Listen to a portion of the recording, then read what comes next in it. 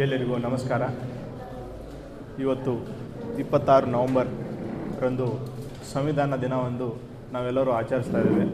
ಅದೇ ರೀತಿ ನಮ್ಮ ತಾಲೂಕದಲ್ಲಿ ನಮ್ಮ ತಾಲೂಕು ಆಡಳಿತದಿಂದ ಹಾಗೂ ಎಲ್ಲರೂ ನಮ್ಮ ತಾಲೂಕು ಮಟ್ಟದ ಅಧಿಕಾರಿಗಳು ಇ.ಒ ಆಗಿರ್ಬೋದು, ಡಿ.ವೈ.ಎಸ್.ಪಿ ಸರ್ ಆಗಿರ್ಬೋದು, ಕಮಿಷನರ್ ಆಗಿರ್ಬೋದು, ಬಿ.ಇ.ಒ ಆಗಿರ್ಬೋದು, ನಗರಸಭೆ ಅಧ್ಯಕ್ಷರು, ಉಪಾಧ್ಯಕ್ಷರು, ಮೆಂಬರ್ಗಳು, ಆಮೇಲೆ ಎಲ್ಲ ನಮ್ಮ ತಾಲೂಕಾ ಕಚೇರಿಯ ಸಿಬ್ಬಂದಿಗಳು ಹಾಗೂ ಎಲ್ಲ ಜನತೆಯು, ಸಂಘಟನೆಗಳು, ಎಲ್ಲ ಮಾಧ್ಯಮ ಮಿತ್ರರು ಎಲ್ಲರೂ ಬಂದಿದ್ದೀರಿ.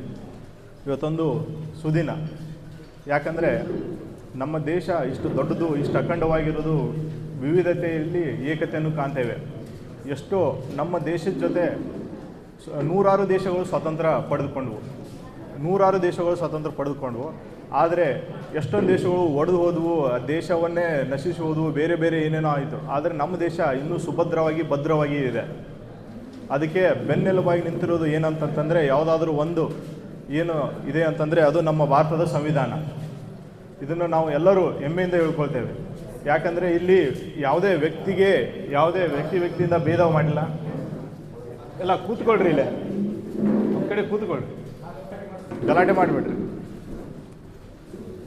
ಇವಾಗ ನಮ್ಮ ಸಂವಿಧಾನದಲ್ಲಿ ಯಾವುದಕ್ಕೂ ಡಿಸ್ಕ್ರಿಮಿನೇಷನ್ ಮಾಡಿಲ್ಲ. ಯಾವುದೇ ಜಾತಿಗಾಗಿರ್ಬೋದು, ಯಾವುದೇ ಧರ್ಮಕ್ಕಾಗಿರ್ಬೋದು, ಯಾವುದೇ ಭಾಷೆಗಾಗಿರ್ಬೋದು, ಎಲ್ಲನೂ ಯಾರಿಗೂ ಒಬ್ರಿಗೂ ಯಾವುದಕ್ಕೂ ಪ್ರಾಮುಖ್ಯತೆ ಕೊಟ್ಟಿಲ್ಲ. ಎಲ್ಲರೂ ಒಂದೇ, ಎಲ್ಲರೂ ಸಂವಿಧಾನ ಮುಂದೆ ಎಲ್ಲರೂ ಸಮಾನರೇ.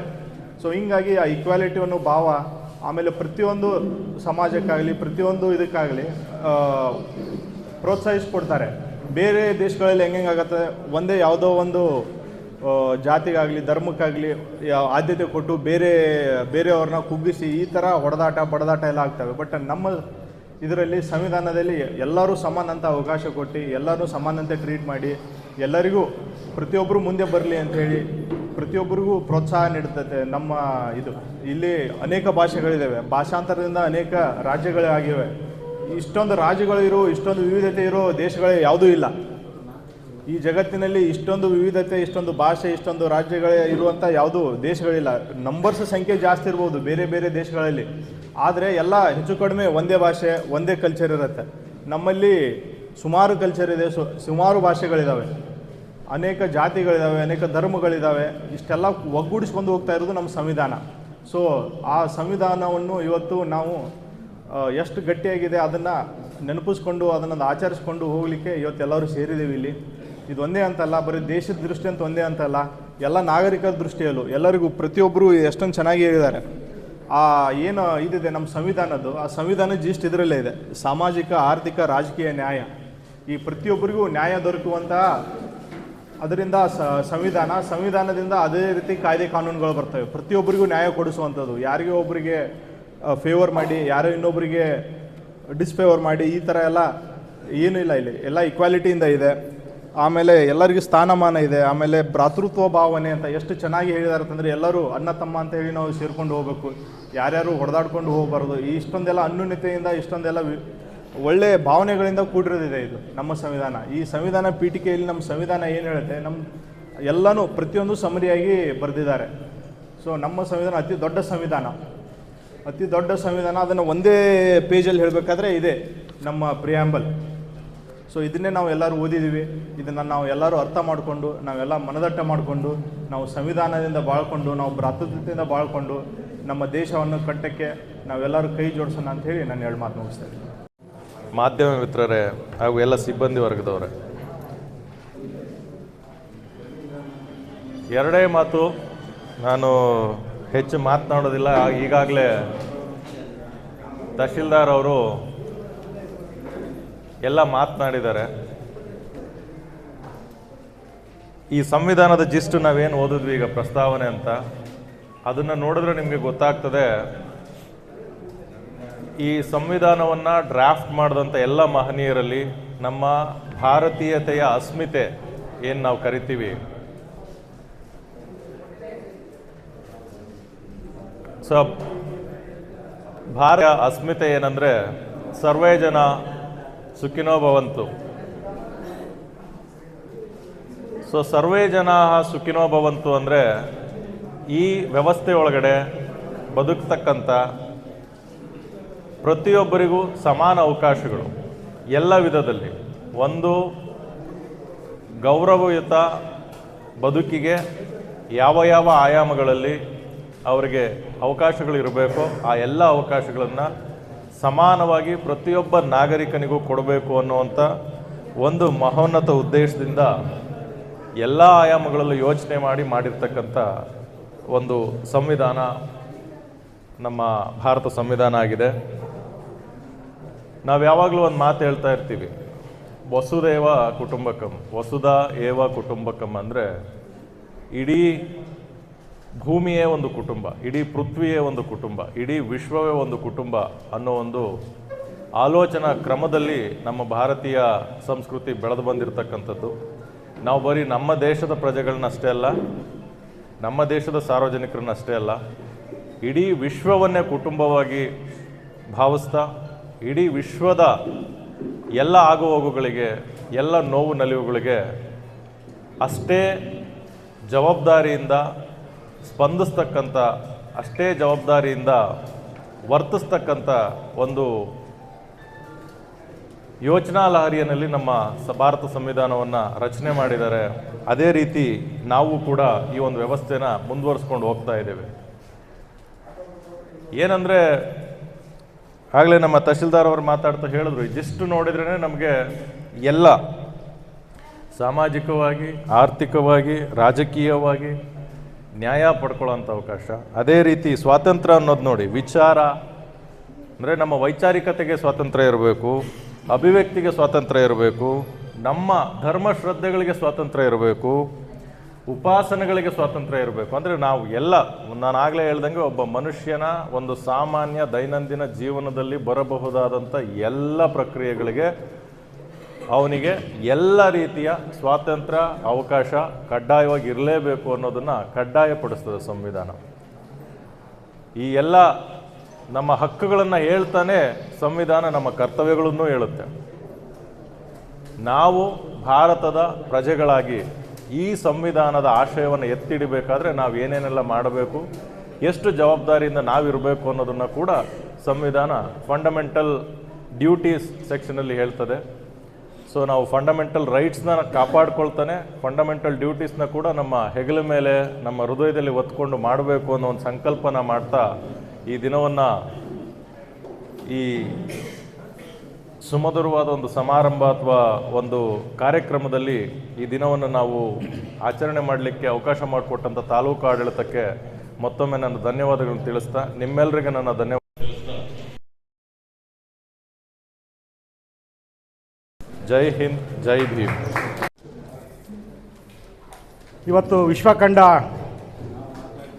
ಶ್ರೇಷ್ಠ ಸಂವಿಧಾನವನ್ನು ಈ ದೇಶಕ್ಕೆ ನೀಡಿದ ಭಾರತನ ಡಾಕ್ಟರ್ BR ಅಂಬೇಡ್ಕರ್ ಅವರ ಸಂವಿಧಾನವನ್ನು ನಮಗೆ ನಾವೇ ಅರ್ಪಣೆ ಮಾಡೋಂಥ ದಿನವನ್ನು ಭಾಳ ಅತ್ಯಂತ ಪ್ರೀತಿ ವಿಶ್ವಾಸದಿಂದ ಮಾಡ್ತಾ ಇದ್ದೀವಿ. ಅದಕ್ಕೋಸ್ಕರ ತಾಲೂಕು ಆಡಳಿತಕ್ಕೆ ನಾನು ಅಭಿನಂದನೆ ಸಲ್ಲಿಸ್ತೇನೆ.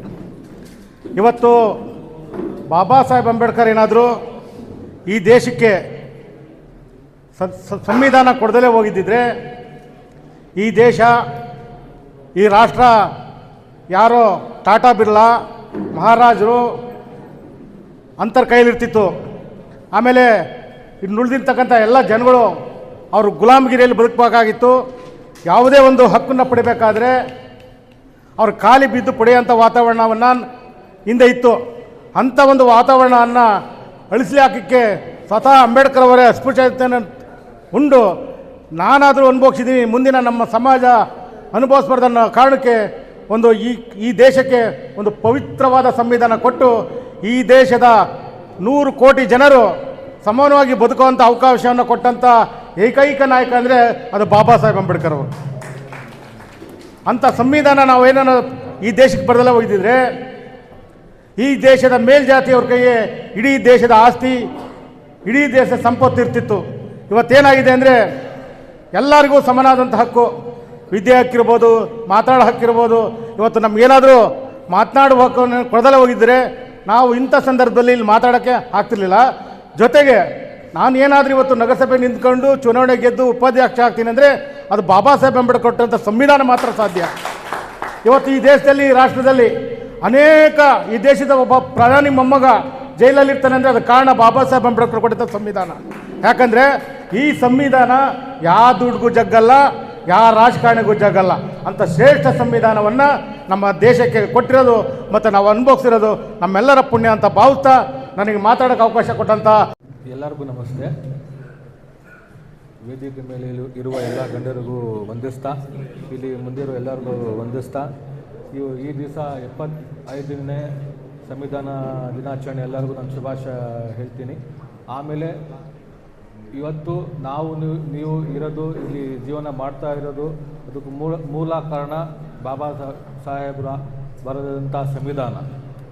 ಆಮೇಲೆ ಇವತ್ತು ನಾನು ಈ ಜಾಗದಲ್ಲಿ ನಗರಸಭೆ ಅಧ್ಯಕ್ಷ ಆಗೋಕ್ಕೆ ಇಲ್ಲಿ ನಿಂತು ನಗರದ ಪ್ರಥಮ ಪ್ರಜೆ ಆಗಿದ್ದಕ್ಕೂ ಈ ಸಂವಿಧಾನನೇ ಕಾರಣ ಅಂತ ಹೇಳ್ತಾ, ಎಲ್ಲರಿಗೂ ಸಂವಿಧಾನ ದಿನಾಚರಣೆ ಹೇಳ್ತಾ ನಾನು ಮಾತು ಮುಗಿಸ್ತೀನಿ. ಜೈ ಹಿಂದ್, ಜೈ ಕರ್ನಾಟಕ, ಜೈ ಭೀಮ್. ಎಲ್ಲರಿಗೂ ಅಭಿನಂದನೆ ಹೇಳ್ತೀನಿ. ಹಾಗೆ ಇಲ್ಲಿ ವೇದಿಕೆ ಮೇಲಿರುವಂಥ ಗಣ್ಯರೇ ಹಾಗೂ ನಮ್ಮ ನೆಚ್ಚಿನ ಅಧಿಕಾರಿಗಳೇ, ಈ ಒಂದು ಸಂದರ್ಭದಲ್ಲಿ ಇವತ್ತೇನು ಭಾರತ ಸಂವಿಧಾನ ಪ್ರಸ್ತಾವನೆ ಓದಿದ್ವಿ, ಈ ಒಂದು ಸಂವಿಧಾನ ಮೊಟ್ಟ ಮೊದಲಿಗೆ ಇಂಗ್ಲೆಂಡ್ನಲ್ಲಿ ಕಿಂಗ್ ಜಾನ್ ಅನ್ನೋರು ಮ್ಯಾಗ್ನಾ ಕಾರ್ಟಾ ಒಂದು ಸಂವಿಧಾನ ರಚನೆ ಮಾಡ್ತಾರೆ. ಅದು ಬಿಟ್ಟರೆ ಇಡೀ ಪ್ರಪಂಚದಲ್ಲಿ ಒಂದು ಲಿಖಿತ ಸಂವಿಧಾನ ಇದೆ ಅಂದರೆ ಅದು ಬಾಬಾ ಸಾಹೇಬ್ ಅಂಬೇಡ್ಕರ್ ರಚಿಸಿರುವಂಥ ನಮ್ಮ ಭಾರತದ ಸಂವಿಧಾನ. ಆ ಸಂವಿಧಾನದಲ್ಲಿ ಎಲ್ಲರಿಗೂ ಬದುಕಲಿಕ್ಕೆ ಅವಕಾಶ ಇದೆ, ಎಲ್ಲ ಧರ್ಮಗಳಿಗೆ ಬದುಕಲಿಕ್ಕೆ ಅವಕಾಶ ಇದೆ. ಆಮೇಲೆ ಜಾತ್ಯತೀತತೆಯನ್ನು ಈ ನಮ್ಮ ಸಂವಿಧಾನ ಪ್ರತಿಪಾದನೆ ಮಾಡ್ತದೆ. ನಮ್ಮ ಸಂವಿಧಾನಕ್ಕೆ ಇಡೀ ಎಲ್ಲ ಪ್ರಪಂಚದ ಎಲ್ಲ ದೇಶಗಳು ಗೌರವ ಕೊಡ್ತಾರೆ. ಅಂದರೆ ಎಲ್ಲ ಧರ್ಮದವರಿಗೂ ಇಲ್ಲಿ ಬದುಕಲಿಕ್ಕೆ ಅವಕಾಶ ಇದೆ. ಅದರಿಂದ ಭಾರತ ಸಂವಿಧಾನಕ್ಕೆ ಅತ್ಯಂತ ಗೌರವಪೂರ್ವಕ ಮತ್ತು ಭಾಳ ಅರ್ಥವಾಗಿ ಬಾಬಾ ಸಾಹೇಬ್ ಅಂಬೇಡ್ಕರ್ ಸಂವಿಧಾನವನ್ನು ಬರೆದಿದ್ದಾರೆ. ಆದರೆ ಬಾಬಾ ಸಾಹೇಬ್ ಅಂಬೇಡ್ಕರ್ ಬರೆದಿರುವಂಥ ಸಂವಿಧಾನದ ಮೂಲ ಆಶಯಗಳು ದೇಶದಲ್ಲಿ ಜಾರಿಯಾಗಿಲ್ಲ. ಉದಾಹರಣೆಗೆ ಆರ್ಟಿಕಲ್ 15, 14 ಈ ದೇಶದಲ್ಲಿ ಸರಿಯಾಗಿ ಜಾರಿಯಾಗಿಲ್ಲ.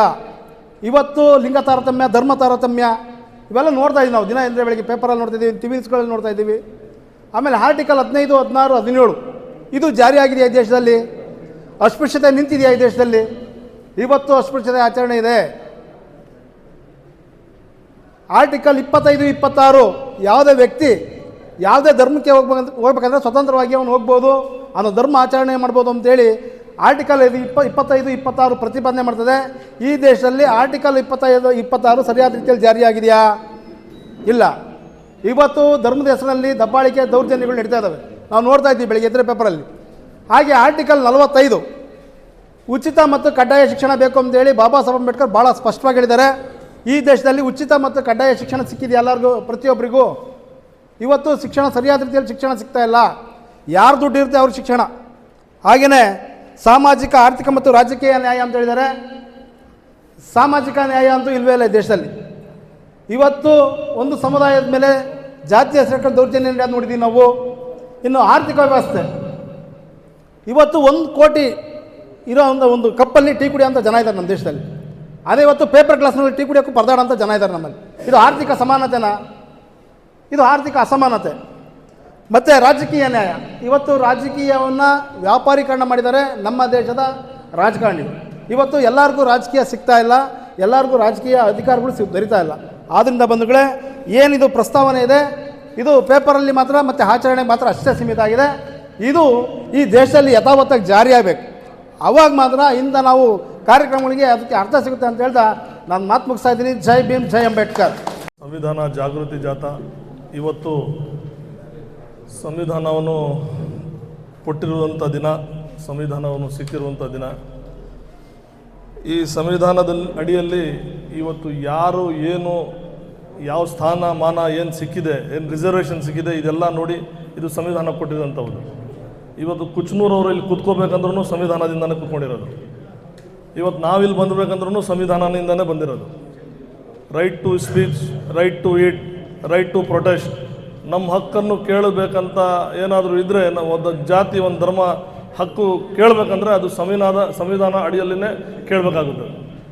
ಈ ಸಂವಿಧಾನ ಇವತ್ತು ಇರ್ತಿರಲಿಲ್ಲ ಅಂದರೆ ನಾವು ಇಲ್ಲಿ ಕೂತ್ಕೊಳ್ತಾ ಇರಲಿಲ್ಲ, ನೀವು ನಮ್ಮ ಭಾಷಣ ಕೇಳ್ತಾ ಇರಲಿಲ್ಲ. ಇದು ನಿಜಕ್ಕೂ ಇದು ಸಾಮಾಜಿಕ ಆರ್ಥಿಕ ಮತ್ತು ರಾಜಕೀಯ ನ್ಯಾಯ ಇದೆಲ್ಲ ಸ್ಥಾನಮಾನ ಹಾಗೂ ಅವಕಾಶ ಇದು ನಮ್ಮ ಸಂವಿಧಾನ ಕೊಟ್ಟಿರುವಂಥದ್ದು. ಇದು ನಮಗೆ ಇವತ್ತು ಈ ಸಂವಿಧಾನ ಬಗ್ಗೆ ಮಾತಾಡಬೇಕಂದ್ರೆ ಇವತ್ತು ನಮಗೆ ಗೌರವ ಆಗ್ತಾಯಿದೆ, ಭಾಳ ಖುಷಿ ಆಗ್ತಾಯಿದೆ. ಇಂಥದ್ದೇ ಸಂವಿಧಾನ ನಾವು ಉಳಿಸ್ಕೋಬೇಕು. ಯಾವ ಕಾರಣಕ್ಕೂ ಈ ಸಂವಿಧಾನವನ್ನು ಬದಲಾವಣೆ ಮಾಡೋಕ್ಕೆ ಕೊಡ್ಕೊಡ್ದು. ಈ ಶಕ್ತಿ ನೀವೆಲ್ಲ ಸೇರಿ ಏನಾರ ಚೇಂಜ್ ಮಾಡೋಕ್ಕಾದ್ರೂ ನಾವು ಇದ್ರ ಬಗ್ಗೆ ಪ್ರೊಟೆಸ್ಟ್ ಮಾಡಬೇಕು, ನಾವು ಇದು ನಿಂತ್ಕೋಬೇಕು ಅಂತಕ್ಕಂಥ ಮಾತನ್ನು ಈ ಸಂದರ್ಭದಲ್ಲಿ ಹೇಳ್ತಾ ನಾನು ಮಾತು ಮುಗಿಸ್ತೀನಿ. ಜೈ ಹಿಂದ್, ಜೈ ಕರ್ನಾಟಕ.